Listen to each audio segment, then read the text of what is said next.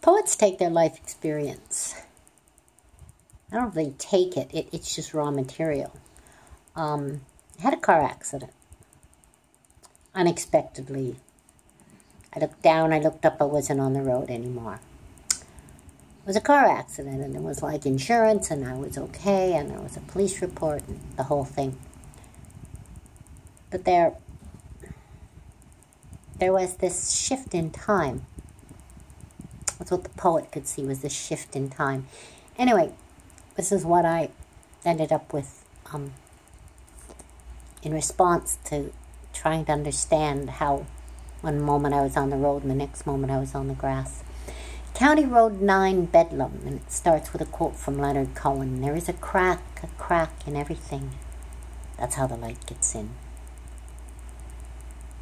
It was in the car. There was a crack and something got in.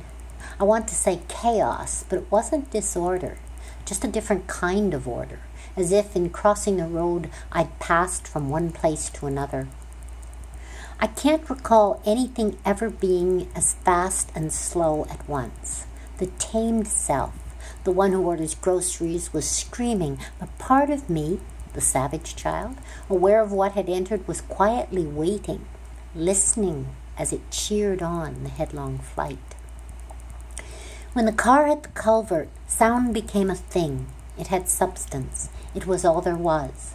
Before we hit, I thought of dying, but there was neither death nor fear in the moment of impact, only brute physics.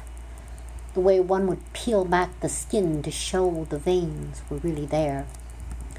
The car stopped, I got out, the paramedics came, police. I looked at the car and knew it was damaged from coming back through the crack. Someone asked me why I was so calm. How could I answer? I was the only one there, no witnesses, not a dog, not a bird. I came around the corner and entered where I wasn't supposed to go, entered a script that had no part for me. Someone quickly wrote accident scenario to put a frame around it, otherwise I would have gone mad or worse. Understood. Okay, now you have changed the page, which is also hard. These are just words, the start of my frame. 2, returning the next day. That's where the car left the road. I'm surprised by the distance I drove on the verge before hitting the culvert. Where were my feet, my hands? Why didn't I brake, steer? That's what they'll ask me when I go to court. What can I tell them? I wasn't in a car. That was made up afterwards. I entered the forbidden, one thought too many, allowed to escape reality, and there I was, but where? All I can tell you is I want to know where. Guilty, innocent, I don't know. No one was hurt, but I was charged. What do I do with that? You want me to agree that I'm here in court because of a traffic violation, but I'm an artist. I've already thanked God that I wasn't hurt, and I'll pay your fine, but something huge has happened to me. I've entered somewhere, seen something. Listen to those hackneyed phrases. I haven't any words for this. Like Eliot, it's impossible to say exactly what I mean. But he found his image. Nerves on a screen, while I find mine. 3, body of evidence. At first it was just a jammed thumb, scraped elbow. The bruises appeared slowly, more like props than clues. Here's where the seatbelt grabbed your shoulder. Here's the seat edge against your back. Should I believe it was an accident? How much of sanity can one risk to understand experience? I know what I have to agree to, but belief? That's between me and existence. I don't know what the cost will be of following this, of letting it go. If this had happened to me at 20, I wouldn't be asking.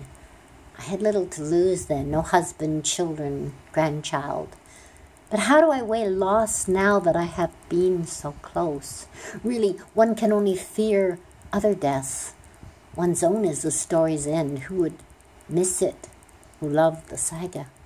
I want to die awake. I should be careful what I wish for. 4. Finding the middle ground. It was cold today. I stayed home, watched clips from the royal wedding, remembering the last one, how Mom and I got the girls up, they were 8, bundled them in front of the TV with pillows, covers, hot chocolate. Happy memory, even though my mom is dead, as is Diana. It isn't death that matters, it's the divide. The car was going so fast I thought I might die, but fear was secondary to the sense of something there with me. It wasn't like God, that presence feels domestic. This was otherworldly, and it was watching me. I wish I could turn quickly in my thoughts, see how it watched. Was it like I watched my grandson? He's in a place he won't remember. I watched to remember it for him. Was it like that? Was there a watcher different from that maniacal voice? Where did they go when the car stopped? For a moment it was so still. I thought, where am I? Then I saw the dust rising from the airbag, thought it was smoke, lurched out of the car, sat on the grass, so still, till I was directed. Call out, you may be hurt, find your cell phone, call 911. It wasn't real. Even my husband knew that, though he seldom pays attention. That's what makes him so restful. When he arrived, he looked at me sitting in the ambulance, and his face wasn't worried, it was confused. I expected him to say, why aren't you in Kingston? You'll be late for the doctor. The car was real. Bumper gone, front wheels off the rims. But anyone can stage a car wreck.